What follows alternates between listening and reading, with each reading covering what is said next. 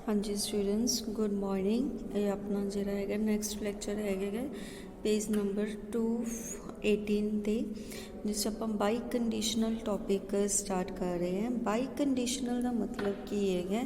ਦੇਖੋ ਕੰਡੀਸ਼ਨਲ ਆਪਾਂ ਨੇ ਲਾਸਟ ਕੀਤਾ ਸੀਗਾ ਜਿਸ 'ਚ ਆਪਣੇ ਕੋਲੇ ਕੰਡੀਸ਼ਨ ਆ ਜਾਂਦੀ ਹੈਗੀ, ਠੀਕ ਹੈ।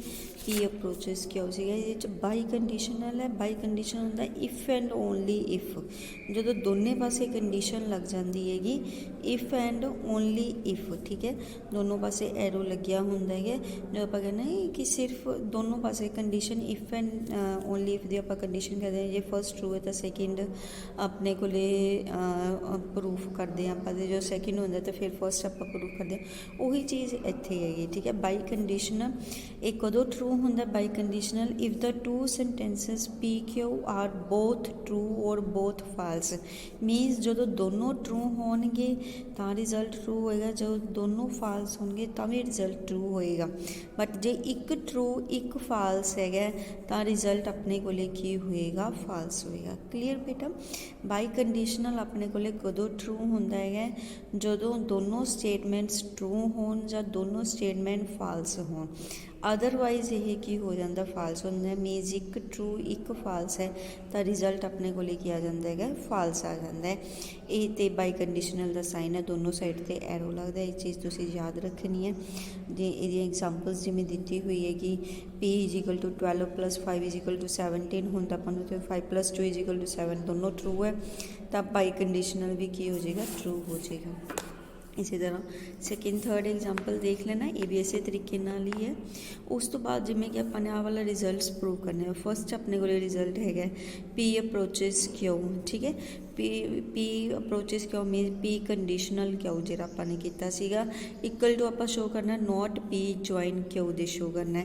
ਤਾਂ ਆਪਾਂ ਨੂੰ ਪਤਾ ਜਦੋਂ ਦੋ ਹੀ ਸਟੇਟਮੈਂਟਸ ਹੈ ਤਾਂ ਆਪਣੇ ਕੋਲੇ ਇਸ ਤਰ੍ਹਾਂ ਦੋਨੋਂ ਕਾਲਮਸ ਬਣ ਜਾਣਗੇ। ਤਾਂ ਹੁਣ ਇਹਦੇ ਵਿੱਚ ਆਪਾਂ ਨੇ ਕੱਢਣਾ ਹੈ ਇੱਕ ਤਾਂ ਆਪਾਂ ਨੇ p ਕੰਡੀਸ਼ਨਲ ਕਿਉਂ ਕਰਨਾ। p ਕੰਡੀਸ਼ਨਲ ਕਿਉਂ ਆਪਾਂ ਕਰ ਲਵਾਂਗੇ।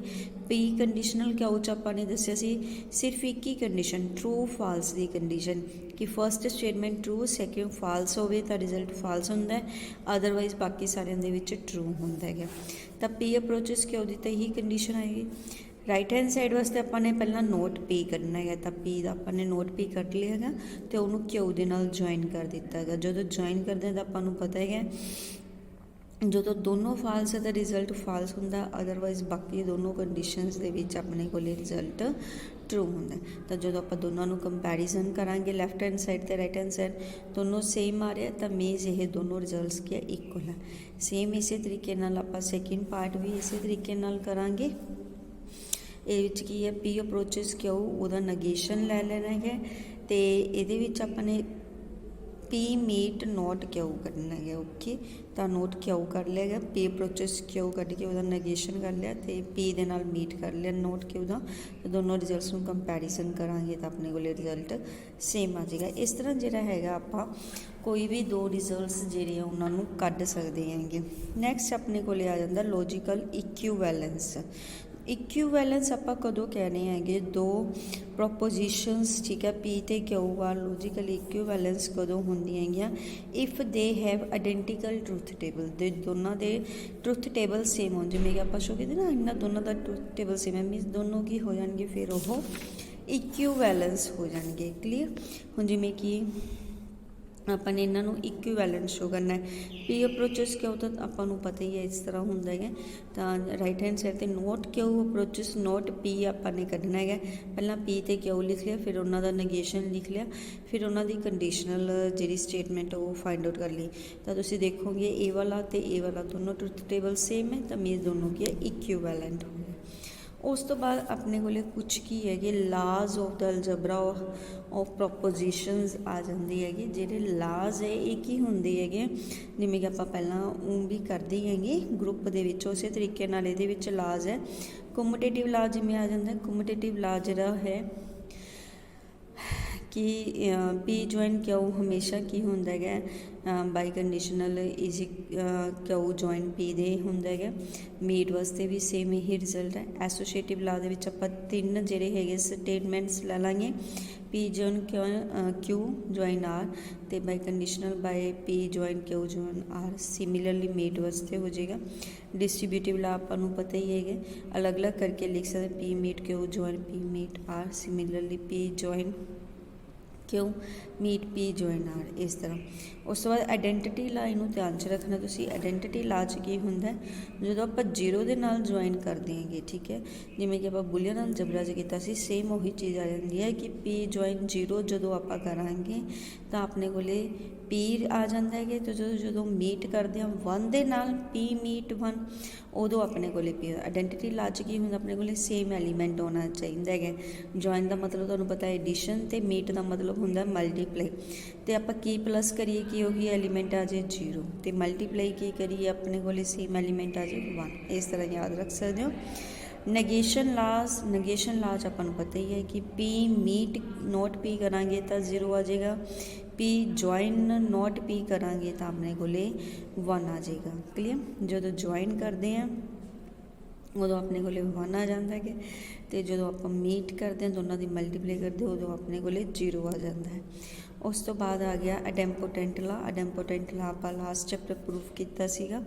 इस की होंगे P join P is equal to P होंगे, तो P meet P equal to P होंगे। नल लाज की होंगे जो आप पी नूं जीरो नाल मल्टीप्लाई करांगे तो जीरो आएगा, तो पी नूं जो वन च प्लस करांगे तो वन। ये भी आप कीते सीगे। P plus one is equal to one होंगे, तो P into zero is equal to zero होंगे है। एब्जर्प्शन लाज ये सारे बेटा उत्थे ही बने हुए, बुलियन अलजबरा च सारे आप ये प्रूफ किए थे, उत्थे ही आया। एब्जर्प्शन ला भी अपने को same P meet P join Q दो एलीमेंट सेम आ गए, दो सेंटेंसेस, तो अपने को उही जो सेंटेंस बन जाता है उमें जॉइन के अपने को आ गया सेम उही एलीमेंट बन जाता है। D Morgan's law, D Morgan laws दे विच अड कर देंगे है। Not P join Q is equal to not P meet not Q, ठीक है, जॉइन की जगह पर मीट आ जाएगा, तो नोट अलग अलग लग जाए। सिमिलरली इत्थे नोट दोनों के नाल लग जाए, तो मीट की जगह पर जॉइन लग जाएगी। तो इनवोल्यूशन ला दे नोट का नोट लवांगे, नोट ऑफ नोट पी करांगे तो पी वापस अपने को जो है वो आ जाएगा। क्लीयर। इन्होंने आप डी मॉर्गनस ला जोड़े है ये अपन पता ही डी मॉर्गन ला होंगे उन्हें दसे है। इन्हों के आप प्रूफ किए हुए है इतने ट्रुथ टेबल के थ्रू, जिमें कि अपने पहला पी लिख लिया, फिर नोट पी लिख लिया, फिर वो जो नोट कराएंगे वापस अपने को वही आ जाएगा। तो डी मॉर्गन ला प्रूफ करने वास्ते आप लैफ्ट हैंड साइड तो राइट हैंड साइड दोनों सॉल्व करांगे, तो उन्होंने ट्रुथ टेबल देखा सेम आ जाएंगे। पी लिख लिया, क्यू लिख लिया, नॉट पी नॉट क्यू दोनों का मीट वह नगेशन आपने ले लिया, तो नोट्स का आपने जॉइन ले लिया, तो दोनों सेम आ गए, तो ईजी है इक्वल होंगे। सिमिलरली नैक्सट प्रॉपर्टी भी इसी तरीके ना हो जाए। उस तो बाद अपने को आ गया एसोशिएटिव ला। इन्होंने एसोशिएटिव ला वास्ते अपने प्रूफ करना है। हुण तुसीं इहदे विच बेटा ध्यान रखना है कि जो एसोशिएटिव ला आप लै रहे हैं तो अपने को तीन स्टेटमेंट्स हो गया, तीन स्टेटमेंट्स हो गई, तो तीन कॉलम बननगे, तो नंबर ऑफ रोज किनियां होणगियां तुहानूं दस्सिया सीगा 2 दी पावर आपां नहीं करनी है, 2 दी पावर 3 हो जाएगी, तो दैट इज़ 8, यानी कि अपने को जिहड़े नंबर ऑफ रोज वो किनियां हो जाणगियां 8 हो जाणगियां। तो लिखना किस तरह है तुसीं ध्यान नाल देख लो कि जो पी फर्स्ट कॉलम लिखोगे ये उसी तरह चलेगा, 2 true 2 false, 2 true 2 false. Okay. Q दे विच की हुंदा है true false true false true false true false. Okay. R दे विच अपने को क्योंकि नवीं आप स्टेटमेंट लै रहे हैं ये की होएगा 4 ट्रू 4 फाल्स, ठीक है। अगे जे इस तो अगे भी जाने तो 4 ट्रू 4 फाल्स इस तरह अपने को है। उस तो बाद रिजल्ट तो आता ही है किस तरह करना, पहला पी मीट क्यू कढ़ लूँगी, फिर इनू तुसीं की करना आर दे नाल, ठीक है, इन्हों दोनों का जो है मीट कढ़ूँगी। सिमिलरली क्यू मीट आर कर लिया, फिर इनू तुसीं की करना है पी दे नाल मीट कढ़ना वाले रिजल्ट का, तो दोनों का रिजल्ट की आ जाएगा सेम आ जाएगा, तो अपने को यह रिजल्ट इक्वल हो जाएगा। उस तो बाद नैक्सट जिहड़ा है ये अपने को 3 स्टेटमेंट्स हैं, इन्हों आप बाई कंडीशनल के थ्रू प्रूव करना है। पी क्यू आर उस तरीके लिख ले। पहला पी बाई कंडीशनल क्यू जिहड़ा है वो फाइंड आउट किया। बाई कंडीशनल च की हुंदा सी दोनों ट्रू है तो रिजल्ट ट्रू, दोनों फाल्स है तो रिजल्ट ट्रू, अदरवाइज की होएगा जे एक ट्रू एक फाल्स है तो रिजल्ट फाल्स हो जाएगा। तो पहला पी बाई कंडीशनल क्यू कढ़िया तो क्यू बाई कंडीशनल आर कढ़ लिया। हुण पी बाई कंडीशनल क्यू नूं आर नाल करना है तो इन्हां दोनों का तुसीं कढ़ोगे, इन्हां दोनों च ट्रू दा ट्रू, इत्थे फाल्स फाल्स, दोनों ट्रू ट्रू, फाल्स दोनों फाल्स तो ट्रू, इस तरीके नाल। ते क्यू बाई कंडीशनल नूं आर नूं तुसीं पी नाल करना है तो इहनूं तुसीं हुण पी नाल करोगे, ठीक है। दोनों ट्रू तो रिजल्ट ट्रू, एक ट्रू या फाल्स है तो तुसी फाल्स, ओके। उस तो बाद डुअलिटी, डुअलिटी आपां नूं पता ही हैगी। डुअलिटी च आपां की करदे हैं, जस्ट मीट की जगह ते जॉइन लिखते हैं, जॉइन की जगह ते मीट, जीरो की जगह ते वन, वन की जगह ते जीरो लिखते हैं। ये आपां नूं रिजल्ट्स पता ही है। इनू डिनोट किया जाता एस स्टार नाल, डुएल नूं एस स्टार नाल डिनोट करते। P join zero is equal to P, तो जॉइन की जगह ते मीट, जीरो की जगह ते one, P meet one is equal to P होंगे, आपां नूं पता ही है। सिमिलरली ये भी अपने को यही रिजल्ट आ जाएगा, ठीक है। इक्विवेलेंस ये तो मैं पहला करवा चुकी। कन्वर्स इनवर्स कंपोजिशन कंट्रापोजिटिव अगेन अपने को लगे, ये आप ऑलरेडी पहला कर चुके हैं। उस तो बाद अपने को की है एग्जाम्पल्स आ जाती है। एग्जाम्पल की है जिमें कि आपू ये की है कि for each of the following sentences state weather it is statement and indicate it's truth value if it is a statement.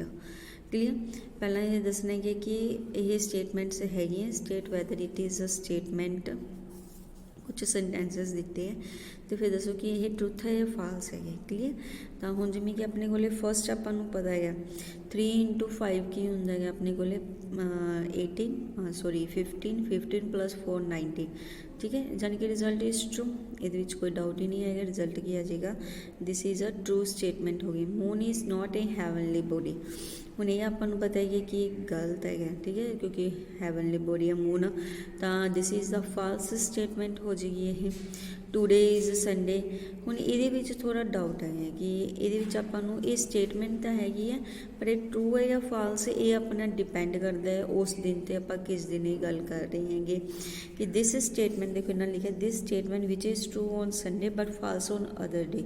जे तो मीनस आप संडे वाले दिन ये स्टेटमेंट कह रहे हैं तो मीनस ये ट्रू होएगी, अदरवाइज बाकी दिन ये फाल्स होएगी। वाई आर यू स्मोकिंग, तुहानूं दस्सिया सीगा जदों इस तरह के आ जाता क्वेश्चन मार्क वगैरह, that are not the statement, ठीक है।